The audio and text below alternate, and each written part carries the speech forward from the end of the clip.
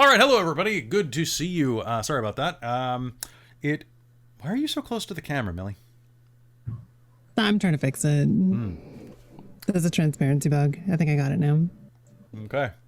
That is the bustiest avatar you could have picked. What? It's the same one as always. I'm just wearing like a small shirt. I'm not saying I'm not complaining, but anime girls. I'm also having all sorts of weird issues, but that's normal. Yeah, well. Welcome to being in VR. Everything is chaos. Why ain't that busty? Hey, there's a cat. Just an anime. He is mighty. Fine. All right, guys. So hello and welcome. This is panel number 6. We're already in panel number 6. Hello and welcome to GM Self-Care. I'm a little big. I need to work. I'm working on it. I mean, apparently it runs in the group. You come by it naturally. I see how it is. I get it from you. I learned it from you. No. All right, let me just slim this up a bit. No, that's the opposite button, Kelly. Don't be a fool. Or do be a fool. All right, so hey guys, this is GM Self-Care, where we talk about ways to care for yourself, because God knows no one else is going to. I mean, you're one day. That's not true. That's not true. It's mostly They true, might. James. You never know. You had an entire crew of us working for you before. You were my employees. That was different. I paid you with T-shirts occasionally, and then I made you pay for the T-shirts. Wait, yeah, we paid for those. Hang on, network issue again. 1 second. You're not allowed to have network issues. All right. Apparently, I am allowed to have network issues. Oh, it's Jodo. Hey, Jodo. Do. Okay. All right. So, we might as well go ahead and say hello. So, hi everybody. I'm Kelly. I am the host here at Dork Tales. I'm an Aquarius, and I like long walks on the beach, talking about things like Mage the Ascension and how Marauders are probably right. Oh boy. Yeah, that's a hot take and a half. I actually remember long walks on the beach talking about that stuff. That's true. I've been a runner for like 20 years now. God, I'm old. Yeah, passing it along. Amy. Who's next? Amy, you or me? I've been declared, I guess. Hi, I'm Amy. I'm not entirely sure why I'm here, but I will talk about self-care it's the at blue some lipstick. point in this. It's a blue lipstick. I think you're the control group. The control group. Yeah, I'm the one sanity who hasn't. check. I'm the one who hasn't done insane amounts of like game Hey, running. I am only running 9 games on the channel right now. 8 games. One of them ended. That is so many games. Oh my I guess gosh. I'm the one who is learning what not to do from the rest of them. There we go. Is Kelly going to be our example for just dangerously high amounts of gaming? As we've watched could the be. spiral and into DM. Watch your words carefully, Padawan. All right, so hello. Let's go Millie and then James, because then we're in order. Sure. Hi, I'm Millie. I'm a professional bunny live on the internet. I'm a Gemini. I like gay crime, and I've been running games for like, I don't know, for frickin' ever. A long time. At least a year. More than that. At least like several. Which is like 2 years, but more. I guess I think about like solving community care stuff quite a bit, both through work things and just for trying to like survive being in a giant pandemic. And I am excited to have some of these conversations. That sounds good. And finally, hi James. Hi, I'm James. I've been running games and playing in games for 20 some odd years. I have run and played in just about everything that's out there. In some manner or other.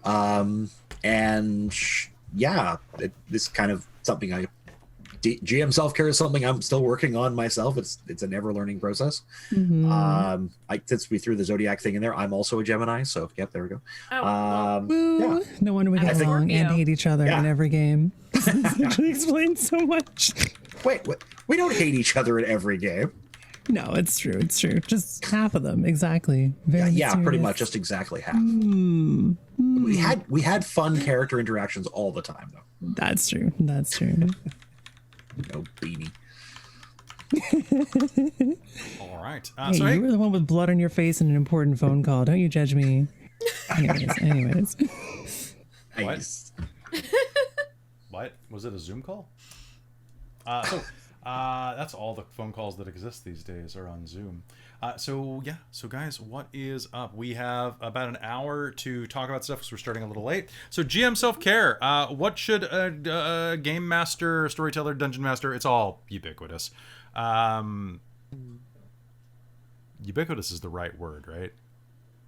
It felt like the right word was coming out. Roughly equivalent. Words are Thank you. fake. Sorry, I've been talking all day, and sometimes words stop meaning anything when you talk as much as I do. So what are some things that a GM should do to self-care? Eat food. Yes.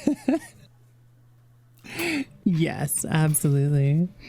Gosh, I feel like I have a bit of a list. Please, let's hear that list. Yeah, give us a list. That's a great. Sounds like a great starting point. It's gonna be a huge freaking list. How do I smallify the list? I mean, it's like any other creative thing, right? It's like you're gonna be judging yourself against other storytellers, other game masters all the time, and you're always going to be seeing, your impression of what they're running, what they're doing, the story that they tell with you probably as a player, and you don't see the back end of that. You don't see what the prep looked like if there was prep. You don't see how long they spent like sitting there pondering how an NPC would talk that never got to be used, or any of the behind the curtain stuff, because you're always seeing like what comes to the table. Because we are our own worst critics, right? So I think the number one piece of advice is to go easy on yourself, because if you think you screwed up running a game, your players probably didn't notice. And if they did, you can probably fix it in literally 30 seconds of game time next session. Like you don't have to be perfect. And I think pursuit of perfection in any creative endeavor, and this in some ways especially includes storytelling, is a fool's errand, and you're going to burn out and explode. And it would be better to have a storyteller at the table than to have a storyteller at the table trying to be perfect there one day and then not there the next week because they're too tired to run game. This is fair. And I've been there. I've had those days where like I can't do it, but I got to do it anyway. Someone brought up Matt Mercer syndrome. Okay, so can I add something to that? Yeah, absolutely. That works in anything, guys. Confidence is the most important trait that you can have as a game master. Even if you don't feel it, pretend. The number one thing that I think a lot of new game masters worry about, and a lot of people who do performance, especially in front of a crowd, especially if you're streaming, is that people don't actually pay attention to this. Your gap words, people don't pay attention to them. So if you need a second to think and come to some type of understanding. See, even that, you can mess up your words. Nobody cares. Nobody cares. I'm acting, but if you just do it with confidence and you hop back into game, don't get hung up on the little details. People stutter, people misspeak all of the time. People just don't worry about that. It really cripples a lot of people to feel that kind of, oh my God, thank you, Stu. Stu just said I'm as good as Matt Mercer. It's because I do the Matt Mercer impression with the wig, I know. But thank you, Stu. Stu, give that, is Stu already subscribed? Give him he already gets subscribed. Damn. Okay. Yeah. Later. Looks like. Oh, and Joe's saying it too. Oh, I'm gonna cry. But yeah, I would say don't worry about the small things. Think about the big things and think about your players and run them the best game possible, and you'll have a good time. Run them the game you want to be in, because you'll never. That's the only way you'll get it is through them. Anyway, you guys, what do you got? Well, I actually want to point out what the Bong Master just said in the chat. Like, every DM has their own style. I love Twitch because we can have sentences like that. I want to point out what the Bong Master said. He has a great point. The variation is nice. Because, you're and someone's talking about Matt, Mercer syndrome. You're not Matt Mercer. Unless you are Matt Mercer, in which case, do whatever. Oh, hi, Matt. Continue. But, do you cool aren't. Mercer Don't. things. Sorry for that thing with the goose. There may be some things that you want to aspire to that other people are doing, but you don't have to be them. You've got your own style that you will develop as you go. And So the Matt Mercer effect specific. Sorry, go ahead.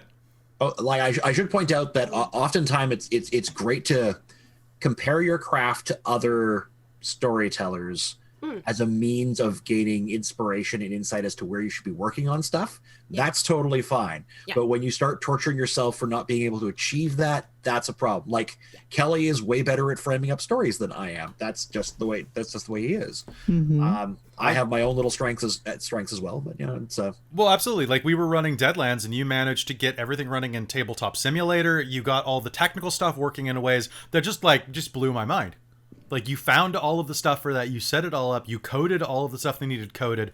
I've seen you create programs that do dice generation for weird magic systems we've come up with. I can't do that crap. Oh God, that was... I got a writing degree, dude. This is what I do. Like that's. I don't expect you to compete on narrative structure levels, but I damn sure can't compete on anything technical aside from like analog, like microphone plugging. I got you there. Oh yeah. Anything media based, But I can't possibly compete with like that type of analytical thinking. And the way that you think about structuring things due to your teaching background is way different than mine, because you're dealing with younger brains. I'm dealing with like messed up adults. So the Matt Mercer effect, for those of you who don't know what it is the Mercer effect describes unrealistic expectations on new Dungeons & Dragons players who believe the games will be similar to Critical Role. I am lucky enough that everybody's been playing my games for long enough, with the exception of like Robin joined us recently, and for being a Critical Roller, that I don't have that pressure, except to perform online to you. And to make sure I get my rules right. Rules stress me out like nothing else. And like I get a lot of YouTube comments that are like, Spiritual weapon has a range of 60 feet for the summoning. It actually only moves 20 feet per round, and only if you spend your bonus action to do so. You allowed it to move 30 feet. And I'm like, having network issues. I'm like, I'm sorry. And that's difficult. It's difficult to contend with, and I try to be good-natured about it. I've actually done a policy on YouTube now where I don't respond to things about rules. Or most recently, we had another thing that Christine has really good luck. You guys have seen this all in person. Oh yeah, yeah. Yes. And she's just terrifyingly lucky. I've seen for it all, years. yeah. Like she is, and she's playing a druid in Rime of the Frostmaiden who constantly turns into a direwolf. Direwolves have an ability called pack tactics. If they're within 5 feet of an ally, they have advantage on a roll. Yeah. So that doubles her chances of rolling a 20. But we've had tons of people who on YouTube are demanding that we buy dice cameras or use Roll20. I'm like, we don't have a dice sponsorship to go on Roll20 and use their... I hate dice rollers. Unless I'm rolling like a giant fireball, I don't use them. That's not why we're playing. We're not here to like hyper analyze how everyone's rolling and like have proof that these dice rolls are mechanically sound, because the storyteller's going to fudge them half the freaking time anyways to make sure the party doesn't get wiped in one hit by a Hydra. Like the focus is on fun. I could also safely point out that like all of the players have no doubts on what she's rolling. Like, oh yeah, no, we like, believe her one. absolutely. It would be something else if we were all like, "Hey, wait a minute, this is reducing our fun." That would be something like, but not all of us are perfectly satisfied. She's rolling totally fine.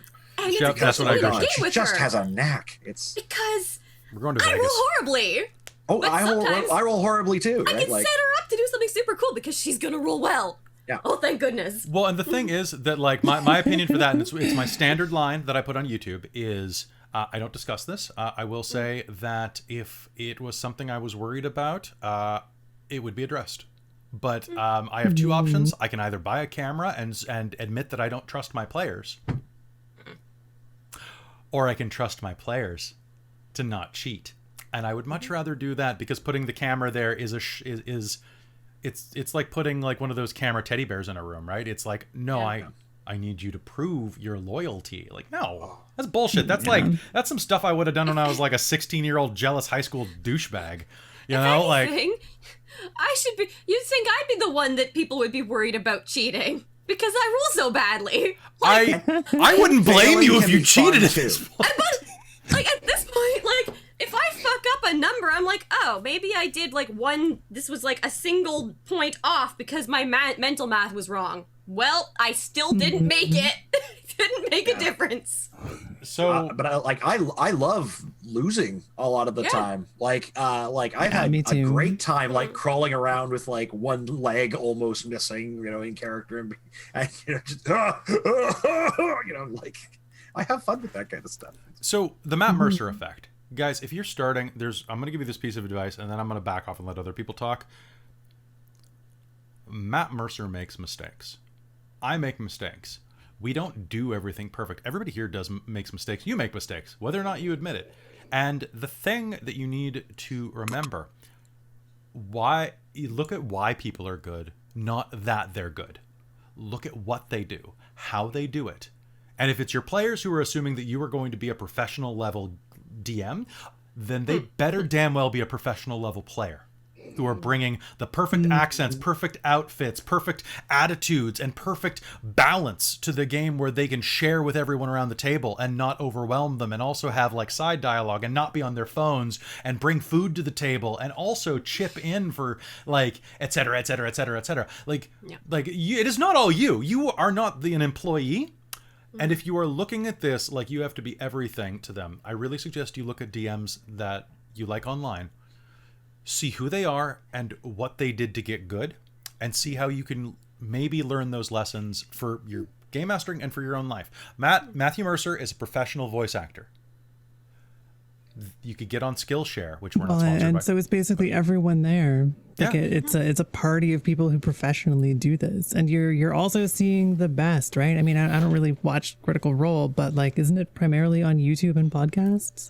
It's streamed live, so is it? Okay. Yeah, they don't edit it that much, but and there's a lot of talk. A lot of people speculate that it's preordained, like it's scripted. I doubt it. It's not. As a writer, I can tell you, writing a 4-hour-long script once a week is not worth it. It's better just to trust actors to improv. It's not worth It's not worth the stress, and then they'll have to remember it. There's a chance that before the game, the characters briefly have a talk and say, hey, by the end of game, you might want to be a little further along than you might and sometimes when we're running a limited stream, I've only done this once or twice. Should I admit this? I'm going to admit this. So when we run on other channels, I don't do this for my channel, but when we were running on Onyx Path, we only had a 2-hour time slot. And we only had 5 episodes to complete a story. So what I did is I said, hey, if you're not in a bar fight by 9 o'clock, consider a bar fight. I would not script it, but they knew they were headed toward a bar, and I'm like, hey, if you're not at this location by here, maybe speed it up a little. They'd get 1 or 2 sentences to help them on. That's something for running. Like that's a limited time slot. I let them do whatever the hell they want in the Dork Tales games, unfortunately. But so just remember, they're professional voice actors. If you want to be a professional voice actor, you can find resources that'll help you become a better voice actor, become a better actor, and you can use those techniques in your games and in life. But that's their training, dude. Like I was gonna say, you can literally find some of those resources on this channel tomorrow. What? Like the voice acting panel with Hayden like Davio. The voice acting panel. What? And me, because I'm a bullshit fake voice actor. Nah, you're not. You're great. I you do really good voices, I think. I haven't been paid yet. I'm in 3 productions now, though. I'm in Guyver Abridged, and I'm a Batman in something. Nice. I love being Batman, guys. It's just so good. So yeah, what are you? So let's talk about something else. What's another GM thingamabob?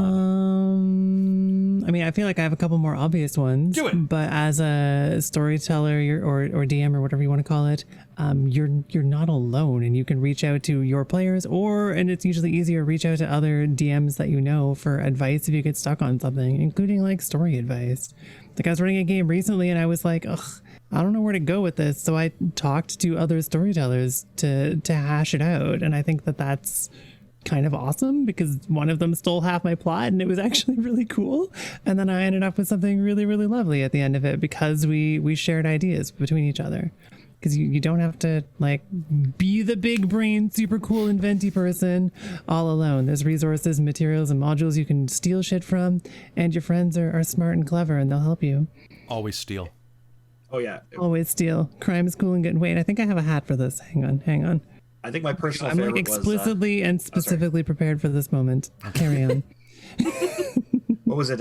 I liked stealing from my players. That was funny because I had a basic plot worked out, and then I managed. I think it was Blog who really got into it, and like I had an entire crew of characters, and they were talking about it could have been this, or maybe it was this. Oh, no, wait, that's got to be a connection there, and I'm just like quietly like crossing out my old plot and just kind of writing in something, and they're like, could it be that? And I was just like, nope, it's gonna be worse. Like I was just taking it and then upgrading it. It was, yeah. Like, man, it makes them feel never admit it. Oh yeah. They must never. Well, you planned it the whole time. I don't know. I think there's something like after the fact finding out like actually I made the plot better and more like I liked your idea better and ran with it. That kind of feels nice to hear that happens. Oh, but not to like the reveal episode of No, not to the reveal. Yeah. But like once like it's cool. It's a cool feeling. Anyone else? Get a dog. That's nice. Mm-hmm. Get one of you these. Get a free mascot. Oh yeah. I do love that binder. What is it's it? ridiculous. Sorry, you're too far away from me. It is the Lazy DM's Guide to Glory with the dragon that I drew that looks more like a pig. So good. So this is like a list of generators that I have just in case. So Millie, do you have dice on you? I mean, yes, but I'm also in the middle of a giant empty space in VR. Let's see. Diced. Roll me Someone D100. else is probably better to dice than I am. D100? Yeah. I can do 47. that. I can just be a dice. Oh, that's true. You can. You All can. right. Just yell at numbers. Though it's warm inside, though it's warm outside, layers of snow cover the marble floor inside of this room. Oh, weird. There's graffiti on the wall. What does it say, Amy? Roll. Roll? Yeah. 100? 63. Please be The tunnel skeletons speak true. are Please be not tunnel dead. Hastily written halfway down a hallway of skeletons. Shit. Yeah, exactly. We have to rescue them. That's probably bad. Generators are great. Get them, use them, love them. Mm-hmm. Other ideas. What do we got? One of my favorite ones is cheat behind the screen. Like, I mentioned this before on our little like first one. But basically, if you're the GM, right? Like, and I tell my players this: I will cheat things. I will play for rule of cool, and like the bad guy will be like, I don't keep track of my hit points for a lot of the time. I just use them as a guide for kind of getting a sense of where things should be going. And they fall down precisely when they're intended to, instead of just kind of when it fits well narrative wise, and the story is like the party's a little mangled, a little bruised. Maybe one of them is mostly dead, but it's probably temporary, and like it feels like a hard won fight. It's only half dead. And it probably is mechanically. Like you can rely on the mechanics for almost all of it, but you probably want your characters to win unless you've got a real good idea for what happens when they lose. Someone just asked in the chat, what's your favorite way to get yourself ready for or wind down after a game, like a ritual or something? That's from Chef Aladeth. I run all of my games on stream now, so we have a call 30 minutes before the episode starts. Everybody gets in, we do our mic tests, we say hello, we talk about our days. When it was in person, we would all come over and we would shoot the shit. A game would start at 7, but it would actually start at 8 to 8:30 because we'd be just happy to see each other. And we'd be chatting for a bit, and then someone would finally say, shit, we should probably start the game if we're going to do this. Which happens so many times. And then, I don't know, after game... 705? What happens after games that I run on Dork Tales, it depends on the game. Mostly, I shut off, or we either talk afterwards and decompress just chatting with each other, or once I'm off the call, I put something on YouTube and I sit by myself in a room with nothing but like the screen and me for like a half hour. I need that. I've put so much of myself out there. I just need to take something back. On the get ready side, I think that makes a lot of sense. On the get ready side, I find like a long hot shower, like shower thoughts work. It gets me thinking about stuff. Yeah. Mm-hmm. What about? Yeah, actually, I guess for getting ready, I always need about an hour of like gap time where I can be doing my last minute prep, but I need to do that for an hour before game starts, and then I need an hour to just like do freaking nothing and let my mind wander a little bit. And then I sit down for game and conversation and actually look at my prep again with like slightly fresh eyes. And that works for me. If I'm doing stuff right up until the deadline, it's like, oh, I need that break to just like sit there nebulously in the void, or have a shower like James just said, or like watch random YouTube magic reveal videos or something, just something totally unrelated to the game. See, I can't do that because we go right up to game, and I've done so much other stuff with my day that like if I don't have ADD crisis energy, my brain won't come up with the really neat stuff. That is helpful too, but Crisis I mean, energy. if you don't have crisis energy, store bought is fine. Just get an energy drink. I can't because of my ADD meds for my crisis energy. I can't have energy drinks anymore because they make my heart go bump bump, and then I get dizzy on stream and start going. I mean, I'm having one right now, and it's making me like cozy because brains are weird. Brains are so weird. Well, my brain's fine with it. It's my heart that's not. Yeah, that's true. I'm only sipping it. I'm not going to have much of it. I'm going to have like a third of an energy drink while we're here. So how do you handle creative drought? Cry? Take a break. Yeah. You can ask for that, by the way. Yep. And maybe even discuss it with the group. Because usually it's, at least in my case, it's usually because we've gone somewhere where it's like, you know, if I have a solid plot in mind, I can no longer see how we're going to get there, or we've gone in a direction that I'm not really enjoying running, or it's just become stale for whatever reason. And usually it's because something isn't meeting my expectations in one way or another. And so I usually take a break and try to figure out why I'm feeling like, I don't care about this story anymore. And then I'll try to talk about it with people. I actually really like Kelly's approach of seasons.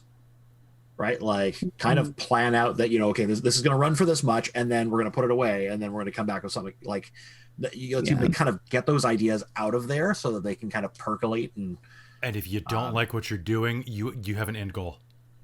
Yeah, because if you're just running a weekly game, it can last for years. But if you're like, this is a limited episode of 6 to 12 episodes, and then you're like, next episode's the last one because I can't deal with this shit anymore. Yeah, and I think that actually makes a lot of sense. And then who knows, next season, if you want to keep going with the same people, just put it on the moon and run Eclipse Phase. Or Archer did that. What do you find more stressful or difficult, virtual sessions or in person? At this point, I don't see any difference. Virtual for me. Virtual, absolutely. I feel like something always goes wrong. For virtual, I find it harder to connect with people. Like it's not a problem when I'm playing characters. Like that's fine because I only have to process one character. But if I'm doing GMing, it's hard to keep track of it, and then like also like keep track of what like the expressions of my players and such like that. I just find it harder to connect to. Yeah, that's my take on it. Like I just find online harder. I used to. It's gotten easier, but yeah. I have very limited experience with DMing, honestly. All of my main DMing experience has been on stream. Like with a few exceptions here and there. And I, strangely enough, found the stream stuff, maybe it was just because of the nature of it being for Extra Life, I found it a lot less stressful because I was like, I know I have to go do this right now. At this time, there's no waffling about it. It has to happen. I can't be stressed about it because I'm doing it. It's happening. That is the ADD chaos center. So those of you who do not understand attention deficit disorder. So out of all of us, James, I believe, is the only one who does not have ADHD. Yeah, I don't. Yeah. Okay, so here's the way that it works. You start going into a panic cycle because you're like, the worst thing in the world, I used to work night. Sometimes there's a thing. Yeah, I used to work night shifts. Eventually. And waking up at 3 p.m. to go to work at 11 was the worst thing in the world because I had to wait 8 hours to go to work instead of just getting it out of the way. I needed to go now. But if I got up at 10, I wouldn't have a life. I wouldn't see any of my friends, my roommates, anything like that. It's the same with game. If I have time to let a game die, it will go in the bathwater type of thing.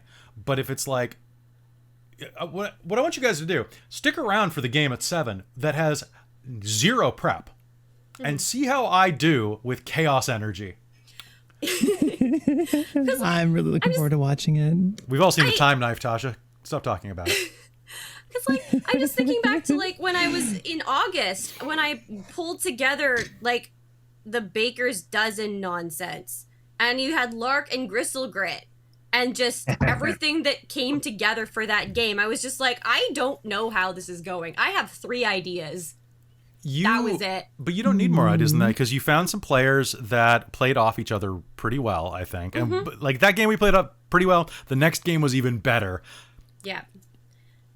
Somehow it was the best when I was running all 4 characters at once. That was weird. That was really weird. God, that was weird. I hope you enjoyed watching that, James. Oh yeah, it was fun. Yeah, that was odd. So someone asked as well. Theater of the mind. There was hard limit on the number of games. As many as you can have to still work and have a social life outside of them. Your gaming shouldn't be your only escape. Yeah. If you want more... And I feel like having a like a nebulous limit is important too, because then you can sort of follow how you and the players are feeling about it. Like you can give them a couple of games warning for when last game's going to be if you feel like this is coming to a close.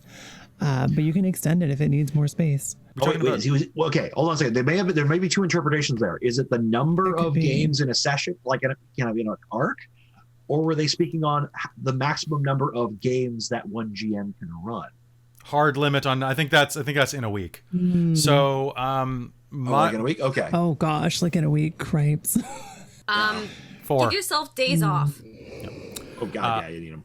So for a little while, I was running 6 games a week in December and January, off and on. We had a lot of cancellations because of life things, and because I would occasionally suffer burnout. I need a night off between games usually. If I can manage it, I gotta go on off. I can do that. I can do on off, but I find that without that extra prep, I can't get into the headspace of a lot of the NPCs and situations, and I won't find the right answer. Because here's a writing tip. The first idea you have is crap, take the next one. But you got to wait for the next one to show up, and he's a late son of a bitch who should have been here with the first one. Always late.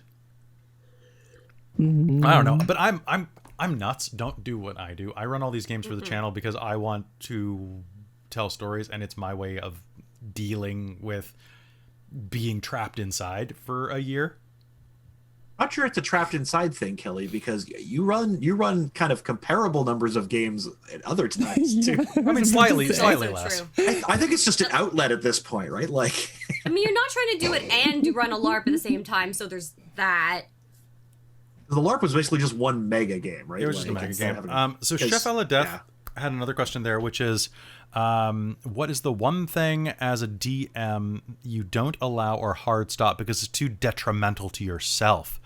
I feel like that. Is there? Do you have a clarification on that, Chef? Like a little narrow it down. So I would say, I really hate it when people steal, like party members steal from the party. I really don't like that. I think it takes the heroism out of the game, and I like my games to be fairly heroic.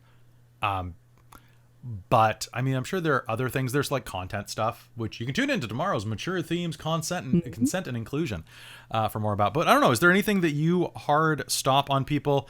No Nazis unless you're punching them is a good one. I mean, yeah, that's pretty much an obvious one, I think. I think sort of like similar to you, I find like anytime that there's like inter-party conflict, whether that be the rogue deciding to rob the cleric of the holy symbol to sell it to buy a drink or something, like there has to be good justification for that, because the goal of every player, at least in my mind, should be to tell a cool story together. And if they're trying to do things that are likely to separate that can get really frustrating. So he's clarified. I mean something like players yelling at you. If they're yelling at me in character and I'm yelling back, that's completely different. But if the player is yelling at me, they had better have a good reason why, because I tend to not like it when people get in my face. Also, yeah, like it's a game. Get off your phone. There have been times with games where I have been at a table and looked over and had friends on Tinder when it was their turn. And that really bugs me. I've had games where people...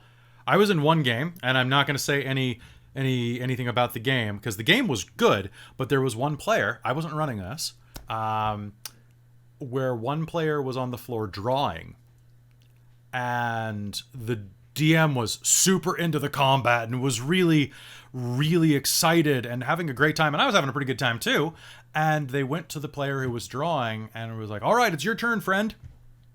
What are we doing? We're in the combat still. And the reply was, "Oh, well, I shoot that guy again. That guy's dead. He's been dead for a round and a bit. Oh, well, I shoot the other one then." And didn't even look up. I'm like, why the fuck are you here? Why are you here? Yeah, people who are not engaged. Like, is that a game I was running? Because that's happened. No, it was not a game you were running. Okay. But that stuck in my mind as a, like, it wasn't a GM issue. Because that player did not come back again, I think. But that was like a, what the hell? What the hell? Ooh, I think Soul's got a good one too that I definitely agree with, is murder hobos. Like just playing the game to kill everything you encounter and not really interact with or engage with the world, I think ends up really boring to me. Yeah, like that was actually going to be my like untakeable thing, right? Like murder, because it makes the game inaccessible for the GM, right? Like it's just like everyone I put up there, unless it's some sort of super powerful NPC, is going to just get mulched because they are murder hobos. It's like, no. Yeah. No. What do you guys have another pet peeve? So mine is Doctor Who syndrome, where you get Joss Whedon dialogue syndrome, where you have like the big, where you literally have Satan himself appearing in a room in all of his glory. We're That was like funny. Lucifer Morningstar, woo, with the wings and everything is, "Yes, I am the Prince of Darkness. I am here to rain hellfire down on you. Kneel before me." Nice wings, Tootsie Fruits. So Now, actually, I think the time that Roman shot the devil was really funny. I thought that was really good, because his character was a douchebag and would have just been, "Oh, hell no." Like, that made sense. But I've had people smart off to, like, 2,000-year-old vampires, and I'm like, I had to actually warn people before a game. I'm like, "Hey, guys, maybe don't smart off, because I'm not going to be nice anymore." But yeah, go ahead. yeah, well, I feel like I was kind of guilty with that with my character Shasta towards the end of Curse of Strahd, but I feel like that was just part of how Curse of Strahd was going towards the end. You know what? Had there not been a vampire on a police system coming down, I'm trying to run Curse of Strahd, and Curse of Strahd. Okay, so I was running Curse of Strahd. He proposes, and she's just like, "That was a terrible proposal." That was pretty good. But like, you're trying to run Curse of Strahd, and you're trying to confront Strahd in his lair. This is not a spoiler, but it's a very, very minor spoiler for a non-plot thing. The hallway outside of his place is rigged, so the moment you step through, a vampire mannequin on a rope system swings down and goes blah. And you're trying to be like, "The dark castle looms around you. The cobwebs speak of ages of neglect." I'm like, God damn it. Trying to not be that player, not be that character, but then it's like, he's... I knew that there was a chance he was just straight up gonna murder me. And I was like, I don't care at this point. Sorry for We're the dog. almost at the end. If I die this way, I die this way. Yeah, you were going into that. So... Oh, the guy who literally throws their dice. I have a dice bin around here called the Cole Schmidtke Memorial Dice Rolling Bin. That's like, it's a tray that, like, it's a 3-sided tray that you're supposed to use to stack nuts and bolts in on a shelf. And it's because it has a wall, because he would used to like grab his dice and go, "Whoa!" And we would play it like in university classrooms and stuff, where if you lose a dice, it's gone. Where did they go? No, we lost dice under radiators and stuff because he would just go, It's gone forever. Don't be gross. Like, gross smelling players. Shower. It's not hard. Wear deodorant. Be kind of presentable. Axes does not count. I mean, Axe It like uncounts. But how are you going to get the Axe body spray without the Axe body spray? Well, you're gonna smell like skateboards and roses or whatever, but like, you know, that does not smell like skateboards and roses. I actually saw that at the store and popped it to. I'm like, you gotta be shitting me. This doesn't smell like either. I was gonna buy it if it smelled like skateboards and roses. I was gonna be like, yeah. Well, false advertising. False advertising. I do see some conversation in the chat about alcohol at the table. Okay, so Is that what we want to talk about? I don't know. So I'm a teetotaler. I don't drink. I grew up in an abusive alcoholic household because of my father. So I don't touch the stuff because he was a very small angry man, and I'm a very large angry man. And I feel like my contributions to society would be a net negative if I turned out to be that kind of drunk. So for a long time, I really didn't like being around alcohol. I forced myself to take a job as a bartender to fix that, and also started, when I was running games over at your place, Millie, I started having people over for games where we would play like in gothic settings and things, and I would say, I'm going to go out and buy a bottle of wine, and all of you can split it and enjoy it. And I would specifically buy a wine that was kind of like, oh, we're in this like creepy kind of German place, so I'll go buy like a very sweet German Zinfandel, or like a cheap one, mind you. But everybody throw like $5 at me, and I'll buy you a bottle of wine. And everybody having one glass of wine, that wasn't a big deal. Yeah. And I got more comfortable controlling people's intake too, because I was the one with the bottle. Right, so good psychological trick. That's what encouraged me to become a bartender afterwards, was because I'm actually kind of good at it, strangely. I don't know, I like mixing things. Well, it's because you're outgoing and you like meeting and interacting with people. It's true. But also I got to cut people off. Something that I probably couldn't do when I was a teenager. Yeah, that's true. Right? I mean, and I feel like drinking at the table requires consent of everyone at the table.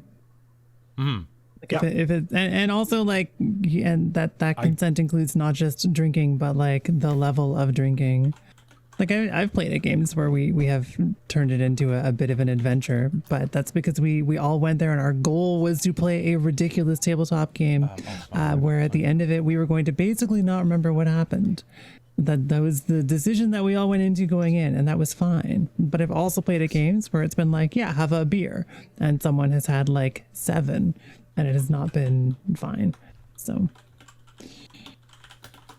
I think that I've seen people who show up to game like completely high, especially LARPs, which is one of the major rules of LARPs is you don't show up having anything, because if you're already up and on your feet and acting things out, it's really easy to take it a step too far and do something stupid or hurt somebody. But I've seen people who were like on like club drugs showing up to LARPs and expecting to play, and it's like, nope, head back to the bus, my friend. Gosh, right. Yeah. You remember that night. I remember a couple of those. Yeah. There was another LARP. I remember one particularly key one. There was one that happened about a year ago where a friend of mine invited a person to a live action game, like a really small one, like a parlor LARP, like basically like in a community center room. And one guy showed up, and he not only brought a prop sword, not a prop sword, a blunted metal sword, which you don't bring real weapons into a parlor LARP. But he also like drank beer there and started playing with the sword, like kind of like behind a couch that everyone was sitting on. And I was just like,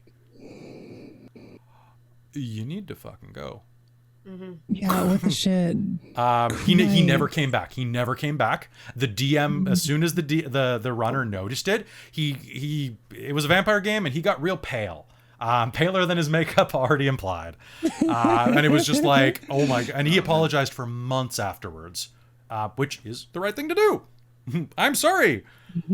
Yeah, don't bring a bladed weapon. Okay, club drugs. LARPs aren't necessarily LARPs anymore. That's good. A good GM one for LARPs is don't do stunts. Yes. Do not do stunts. I remember some injuries. Yes. No, it's fine. I may have ended up in the ER in a LARP because I did a pratfall and almost dislocated. Actually, was it my right? It was my right shoulder. It was my right. I was about to say that explains my left shoulder. No, I worked at a hotel without an elevator. That's what explains my left shoulder. My right shoulder. Yeah, I did a pratfall and didn't tuck enough on a concrete floor. But I didn't hit my head. That's the important part. LARP and bath salts don't mix. Yes. I don't know. Depends on the type of romance you're setting. Oh, and secure your rooms. Yeah. When you're doing. Oh, yeah. Clear your rooms if you're running a LARP. Set up signs that say there's improv theater happening. Otherwise, you might almost get in a street fight like me. Yeah, but someone will come barging in because you're yelling at someone, and they're like, Or "Oh because no, someone's werewolf screaming." fighting!" Gripes, yeah. How many times have I just like full on just screamed in a LARP? It just annoys me that we put up caution tape and do not enter signs that look official, and people still barge in. But hey, Oh yeah. Oh yeah. But at least we have we're covered then, right? Like, basically, right? Yeah. We're probably not going to be LARPing anytime soon. So, although we did a video LARP, I should probably put that on the Dork was Tales fun. YouTube. That was really fun. yeah, that'd be cool. There was some cool stuff in there. There was some really cool stuff. I need a couple more What are permission some other slips. DM self-care things?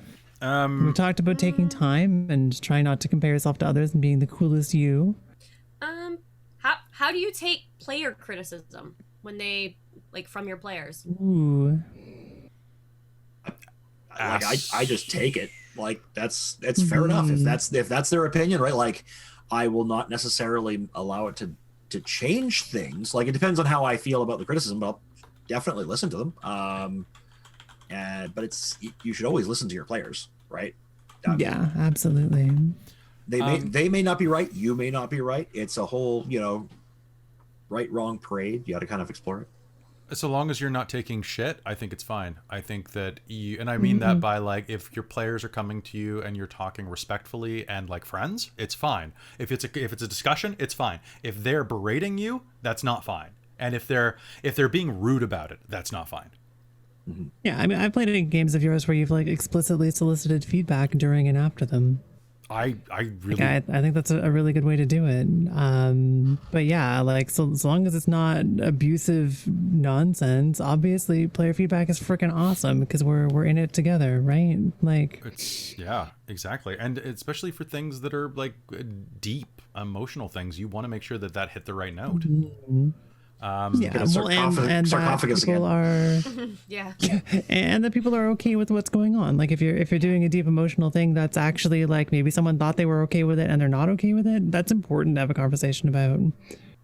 And usually if someone is upset or having a bad time, they may not even be that clear about what the reason is up front. So having time dedicated to listen to them and try to find the root if you can, or to play around with it a little bit, I think is important. Always there's a technique called the shit sandwich that you can teach your players as well. The shit sandwich is that dragon fight was really, really good. Hobgoblin stuff was bullshit and it made me feel like I shouldn't even be at the game. But then that scene with the barmaid was really good. So I don't know, man. Boom, there you go. 2 good things and a bad thing in the middle. So your brain doesn't have time to get super offended. Use it everywhere in your life, especially grad school. Colstachio, I was just complaining about you. Speak of the dice thrower, and he shall arrive. Hello, friend. I was just talking about the Cole Schmidtke Memorial Dice Rolling Bin. So someone was just bringing up as well fiscal self-care in regards to book material. How do you make the call to buy book or content? You start a Twitch stream and a Patreon, and then it is a work expense that you can claim on your taxes. But you don't get that much back, so be sensible and don't see if you really need it.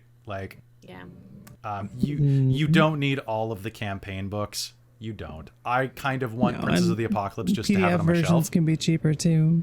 Or yeah. We had a question earlier about homebrew versus just running out of modules as well.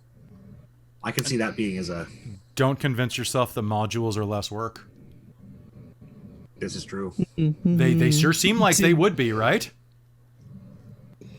To be honest, this might be a hot take. I think modules are more work. I think that they definitely can especially be. depending on the system and the module. I think like I've had like the worst times running a module. I really loathed running Curse of Strahd for the longest time because I was running it by the book, and the game only got fun when I some of the stuff. Yeah. I got it was more fun to play, I think, just in general, and it was more fun to engage with you as the GM once you stopped focusing so heavily on the book. I kind of wonder if it's more kind of like more of a skill gap thing though. So for like a new ST, right? Like I could see a module being better because it organizes all the ideas in one go. But then as you get more experience, it's much easier to let your instincts and roll with it ability. How well the book is organized. I think that's always the X factor though, right? Like I think quality of module is I think it depends on the person who's running its brain. My reasoning is, like I said, I've got ADD brain. I find it really hard to read a lot of time unless I'm really focused on something. So if the book is not grabbing me, my memory is really solid if I'm interested in something. But if I'm not, it's actually quite bad. Side effect of ADD. Curse of Strahd is very hard to read. Yet, meanwhile, people who are very analytical and like to read things and memorize things and have that kind of analytical is the quickest way to say it, but are far more mathematical in their logic centers and their thought processes. For example, more linear or something. Yes, I don't know. less abstract, right? Amy, you can. Our friend Wei ran Out of the Abyss, and he ran it really well. That was the weirdest thing, is seeing the way that he runs games versus the way that I run games, because it was much drier in many ways, but still very characterful. And I'm like, this doesn't make any sense. You're not doing funny voices. Why are you not doing funny voices? And it's still good, right? And it was interesting to see that. But he did a really good job, whereas I stumble. I don't know. I experienced the stumble too in that regard. Like, I find modules hard to process, and I find them grating because oftentimes I'll look at the thing and I'll be like, the plot should go that way, and it doesn't. Or they do something like they have like a huge gap between, like, here's an important bit. You get them between the two of them, and it's like, oh, okay, but you don't give me anything to work with. That's your whole purpose, right? Or they homebrewing myself. I'm thinking of like Storm King's Thunder is the one that got me for that one. Storm King's Thunder, yeah, Christine was running that, and there are quite a few places where it's like, you will go here, and you're like, why? Yeah. But why? Tell me, please. Yeah, what is the hook to get here? Or gosh, hang on. No, you go first. I have a whole thing. Do you? Okay, real quick. There's a thing in Storm King's Thunder that Christine came up against where the creators of the module did not realize how badly they'd messed up a scene. Storm King's Thunder, there's a moment where you're being clouded around, like you're in a floating castle. Spoiler warning.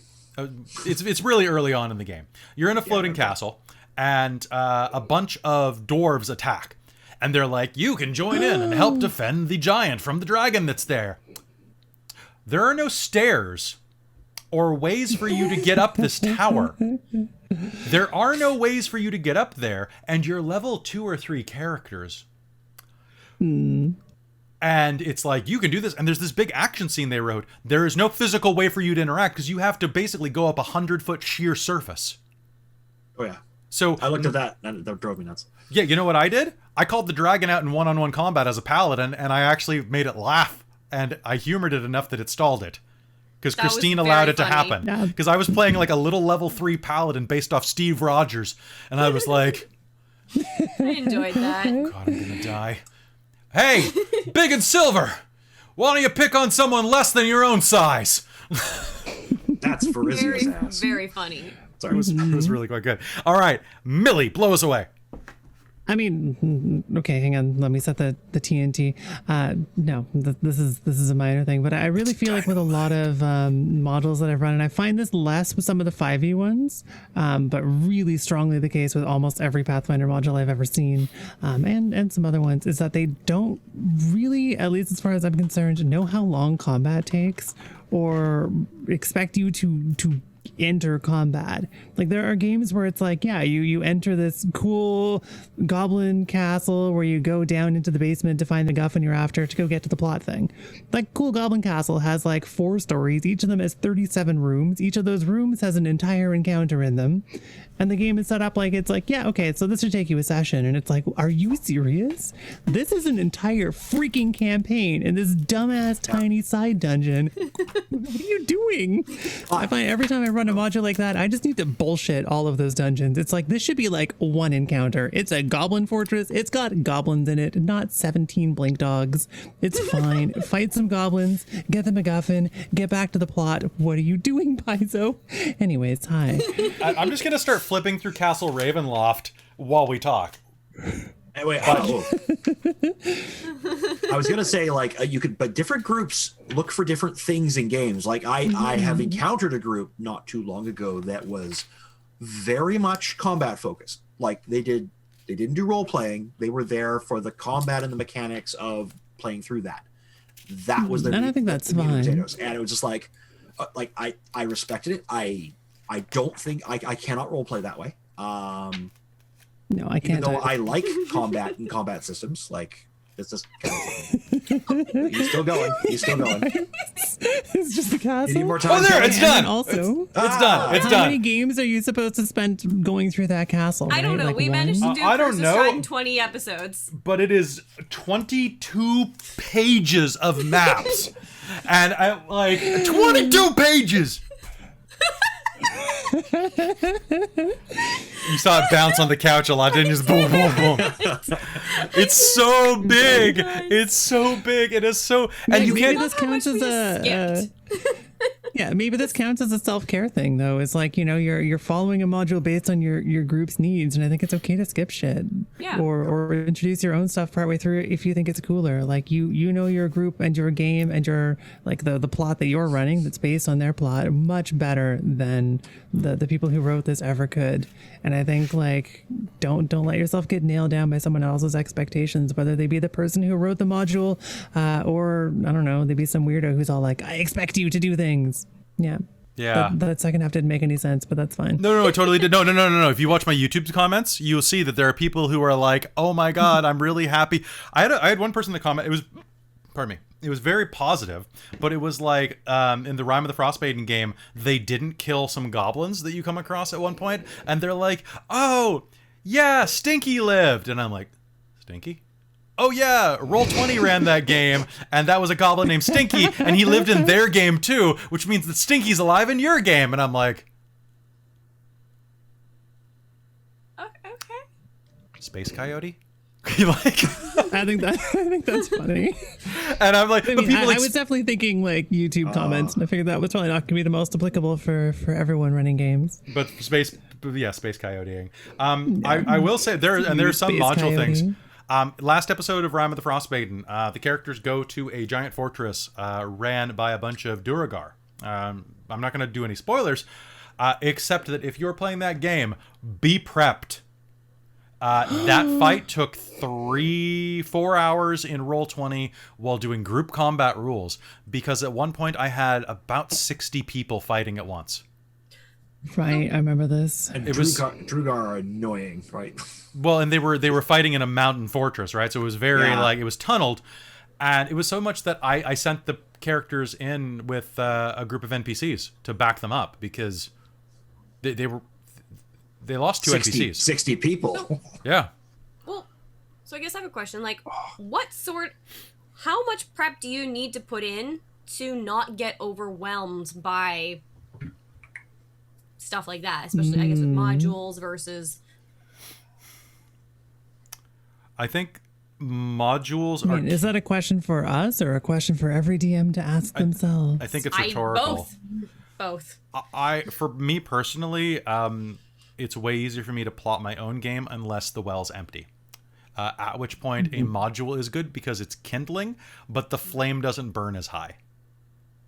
Yeah, that's an accurate description. Right? Yeah. Like, yeah. I mean, no matter which level of prep I'm doing, I always do 731, which is the technique what is you that? invent. 7 people. So I can walk through it in like 30 seconds. Yeah, please. So the idea is that, so if you're prepping a game, This is the response to no plan survives contact with the players, so that you can have something that feels structured no matter where people go.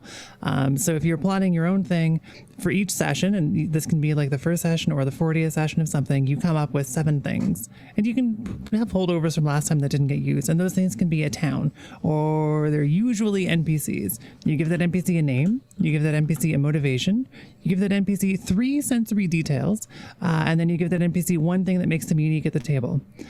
So for example, you have someone who's like the head of the Kingsguard, who's got clanking armor, and they smell like blood and steel, and they're constantly talking through their teeth because their jaw is busted, and their motivation is to bring James to justice. And then you have enough to bring that character to life anywhere you want, and that person can suddenly become anyone. Like they can walk in, they can go to a totally different town than you expected them to go to. They can kick open the door to the barracks and they can be like, haha. And you're like, you know what? This person's here now and they hate you. And I have full traits for them where it feels like this person was always supposed to be here, but they could have been anywhere. And now that little stat block, I don't even have stat blocks for them, but that little like trait block goes into the saved file for NPCs that exist. And then next game, I take a look at the ones I didn't use and I go, do I want those? Do I not want those? I don't know. We'll see, and have another list of 7. You know, it's something that the way you said that with the stat block thing, someone keeps like, I keep getting comments on YouTube particularly, but people who are asking me, how do you I really like your NPCs, Kelly. How do you stat them all up and come up with them? And I point blank said, I don't stat my NPCs, guys. I buy a bunch of books, which I have some money set aside for that. So I buy books with additional monsters and things like that from third parties, and I use monsters for D&D. But if I'm running a World of Darkness game or a modern game, I use average traits plus 1 usually. So for people, if they're normal, and then average traits plus 3 if they're a little bit above, I roll a generic dice pool until the person has a full name. Even then, I kind of just assume that if I need a power to work, it works if it doesn't affect a player directly. If I need a power... I know that makes a lot of sense. Well, if you need a power to walk up a building, some of the powers in World of Darkness allow you to, Spider-Man. How dumb is that if I fail that roll? Unless that's the best thing for the story. If the best thing for the story, it could be hilarious, right? That's the thing. It's the best thing for the story. Yeah, so we've only got about 5 minutes left. Don't feel like you have to develop an entire world. Yeah, develop a region and then build out from that. If you watch generic fantasy setting Shards of Nirn, that entire game is improv.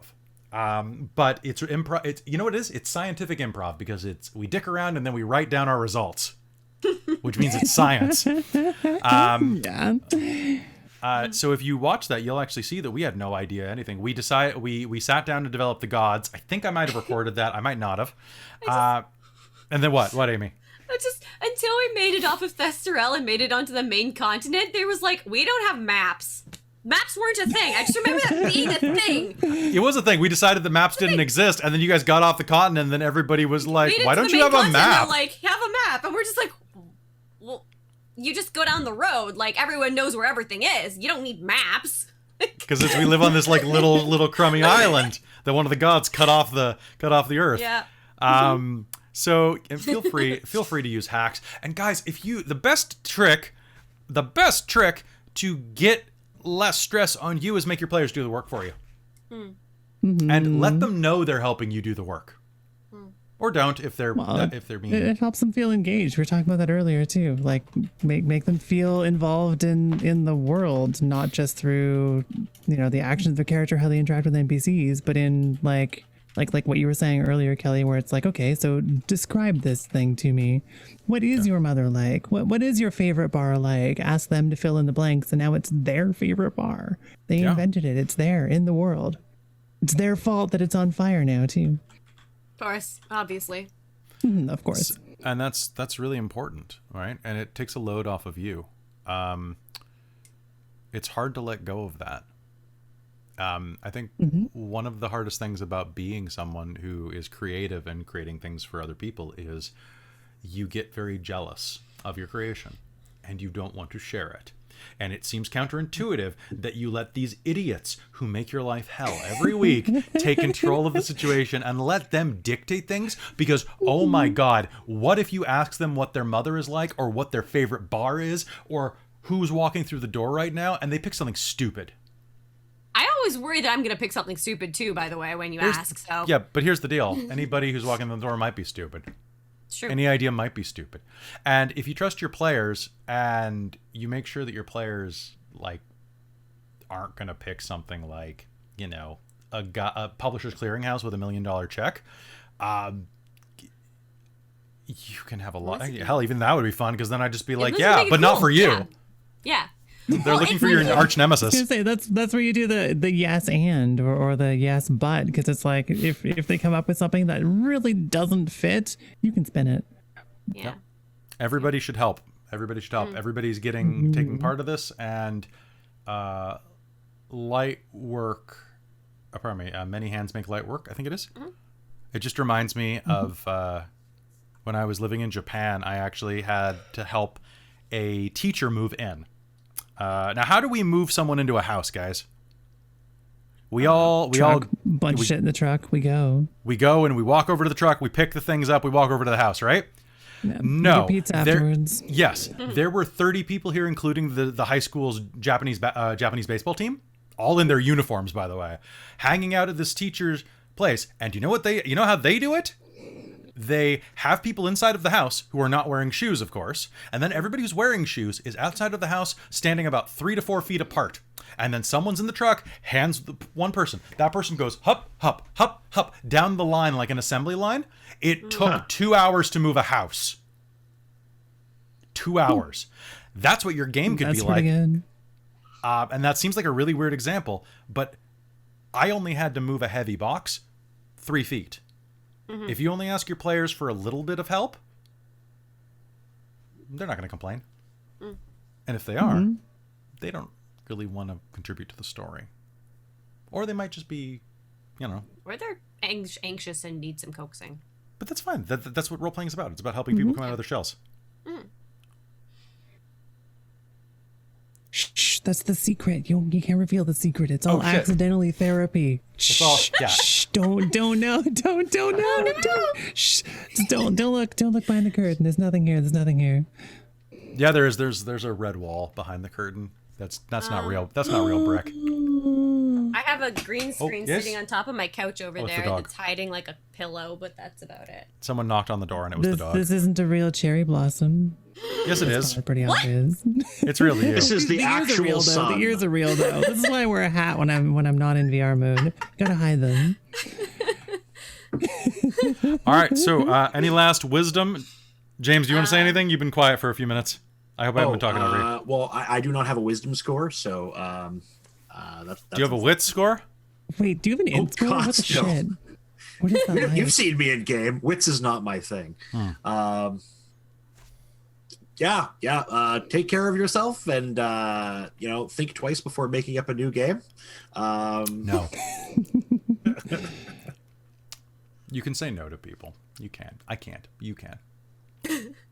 You can do it. I've seen you do it. I have. It's rare, but it happens. It's pretty rare. They have to be pretty smelly. Think.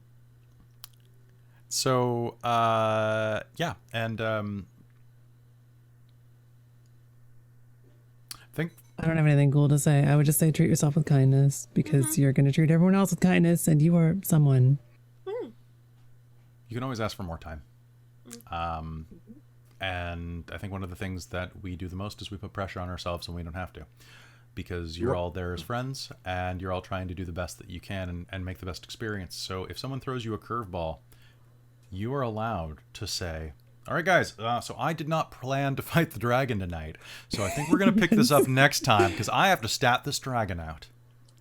And you were the one irreplaceable member of your Okay, coffee break while I figure out how to not kill you all in the next 30 seconds. We'll be back after these messages. The messages are, oh my God, why would you do this? But the thing is, you are allowed to take that time. You are allowed to take that time, and you are allowed to say, let's pick this up in a half hour or in a week or in a month. Yeah. And that's fine. Don't stress yourself out. Now watch me stress out in about 10 minutes when we start the no prep game. Oh God, yes. Nah, Yeah. you're not gonna stress out. You're only gonna stress out secretly for the next like 2 minutes, and then I only have to on run your for like. tricks. Oh, I'm On not to your even. tricks. I'm not stressed. Where I are have you? to You're run above for me, 3. aren't you? You're I above am. me. I'm on your tricks. Oof, so I only have to run for 3 hours. That's nothing. It's going to be like, honestly, and you break that down, like running a 3-hour game is actually only running like a 2.5-hour game because there's a 15-minute I can send you introduction. a 731 list if you want. You can No, post no, math that counts as weird prep. bullshit, but then you're gonna get my shit. Oh, that's true. That's true. It's not I'm going your to try prep. not even to use my generator. I'm going to try to pull all of this out of my ass. I'll do fine. I like that people are like, you'll be fine, Kelly. I'm like, well, someone thinks I actually prep my games.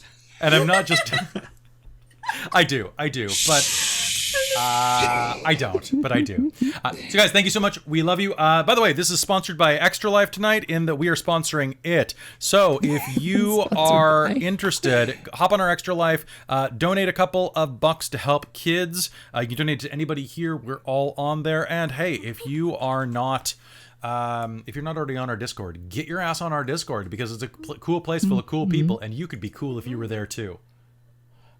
It's true. If you're not there, you're not cool. Actually, that's the rule. You might be hot, but The you're not only cool. law. The only law is White Claw. No, wait. No. Isn't it like a type of donut? No, that's a Bear Claw. White Claw. White Okay, Claw is yeah, the law no, is no. a shitty alcoholic beverage. There was a meme for a Okay. while. Okay. I know nothing. I need to go get some water before. I need to go get some food because I haven't had. I've You had need like. to eat. I need to eat. So we'll be back in 10 minutes, everybody. Don't go anywhere, and we love you. Yeah, We're your much real. like. I guess I'll see y'all tomorrow. I won't You'll be see here. us all tomorrow because you're running. Yeah. I'm only running like 3 things tomorrow. It's nice. I'm only running one. That's pretty low key. It's good, and I'm helping you run that. So it's Got good. it. Yeah. All right, we'll be right back.